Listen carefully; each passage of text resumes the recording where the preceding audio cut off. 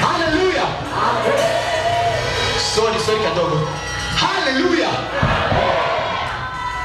Ijambo rambira neza ko Imana ibyagiye he?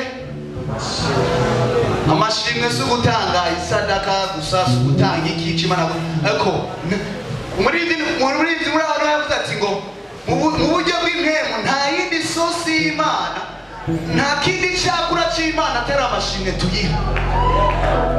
Sasa nashanga kuri ari umuntu yifashe nka nyakubaha uri wanje na adoration vraiment uko yivi vraiment aitu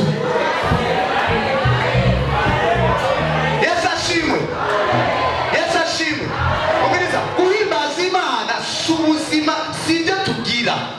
ngo ni ubuzima tugize iki tubaye. Turi ku ishuri turagira iki turahimbaza, turi mu isoko turagira iki ni he twimire guhimbaza Imana.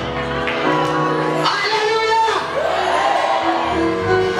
Omiriza re, omiriza Yesu ashimwe. Muritabira Yesu yankuye kure, Yesu yankuye kure. Abo gusa waza kure. Yankijije ingwara, Yesu yankuye kure, yankijije na byarindi.